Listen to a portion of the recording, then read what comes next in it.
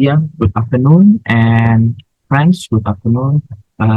In this opportunity, I will present you my fourth assessment, which I am an Indonesian diplomat who is facing the issues in around the world.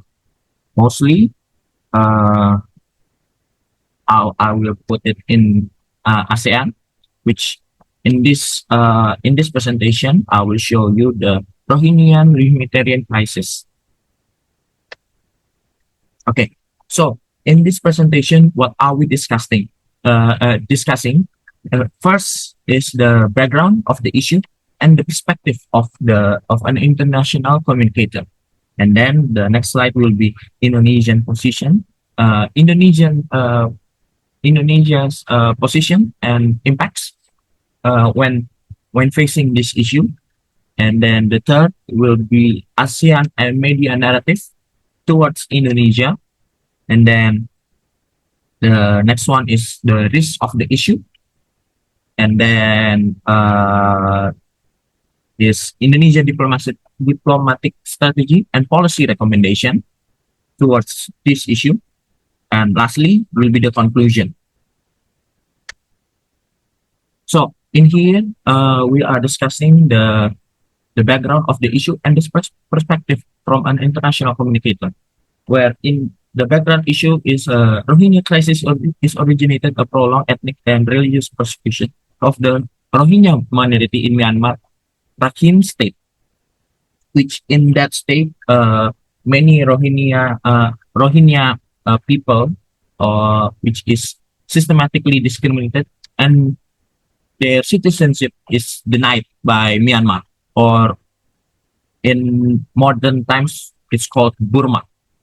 And then besides that, there's a large scale of displacement and refugee flow, and it's became a regional impact on Asian member states, and the escalation through international media and humanitarian discourse, which I can sum up. This crisis is both a humanitarian emergency and a diplomatic communication challenge.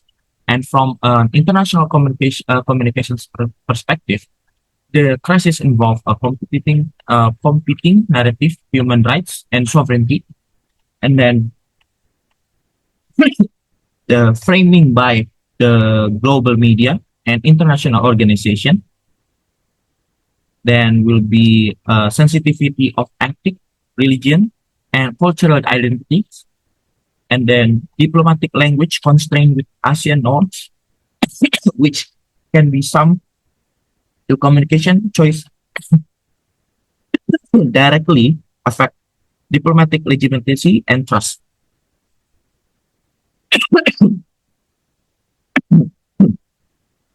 Carry on. Indonesia's position and impacts. In here, Indonesia positions itself as a regional humanitarian leader, which during the time and during many times Indonesia accept Rohingya refugees, which helps the humanitarian and shows that Indonesia is a regional humanitarian leader. And then this Indonesia is positioned as a mediator, respecting ASEAN's non-interference principle, a promoter of peaceful and inclusive dialogue, and an advocate for humanitarian assistance without political escalation, which makes Indonesia emphasize a constructive engagement rather than a public confrontation.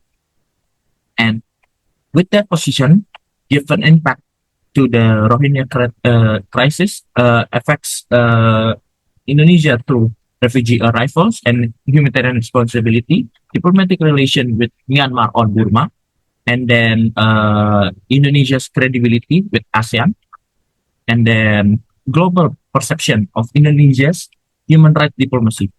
And Indonesia must balance moral responsibility and regional stability, which is a very hard thing to do.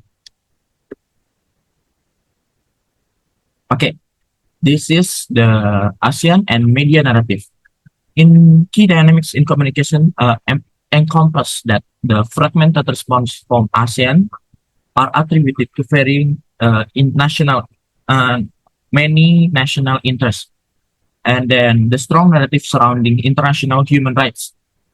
And in here, Burma's communication is grounded in a defensive sovereignty approach, which is they dialogue that they are not wrong. And then the next one is the limited cohesive messaging from ASEAN. And in here, Indonesia plays a crucial role in connecting humanitarian, diplomatic, and narratives.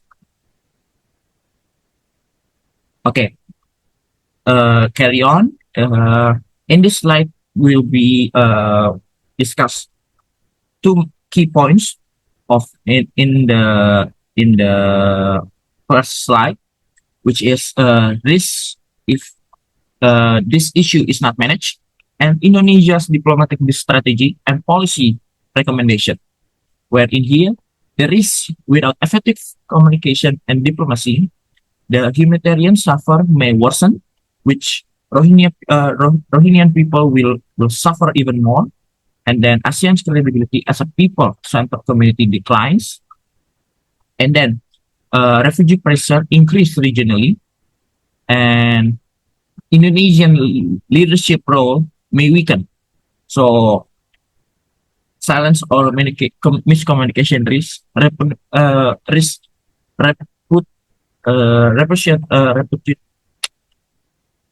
reputational and moral damage. Next is Indonesia's diplomatic and strategy and policy recommendation. Well, the recommended strategy include that humanitarian diplomacy through quiet engagement, and then strategic framing emphasize assistance, not blame. Besides that, you can do the multilateral communication via ASEAN and the UN. Then the public diplomacy highlighting Indonesian humanitarian action and engagement with civil society, international organization that is based on humanitarian diplomacy. And this brings an effective communication that must be empathic, firm, and in here is very diplomatic. Besides that, there is policy recommendation for the short term, medium term, and long term. In short term is the strengthen humanitarian and coordination, humanitarian aid and coordination, and then maintain diplomatic dialogue with Burma or Myanmar. In the medium term, push ASEAN humanitarian mechanism and promote confidence building communication. For the long term, institutionalize ASEAN humanitarian diplomacy and enhance Indonesian role as a norm setter in regional human rights disclosure. In here is the conclusion, which based on this Rohingya crisis shows that these humanitarian issues are deeply tied to international communication. And then diplomatic language shapes trust and cooperation towards both sides. And then in here, Indonesian's leadership lies in principled, calm, and consistent communication, which Indonesia must continue to act as a humanitarian diplomat and a regional stabilizer. And that's all for my presentation. And this is my 10 reference that I used for this Rohingya humanitarian crisis. And thank you. Thank you, Ms. Dia, and thank you, friends, for listening my presentation.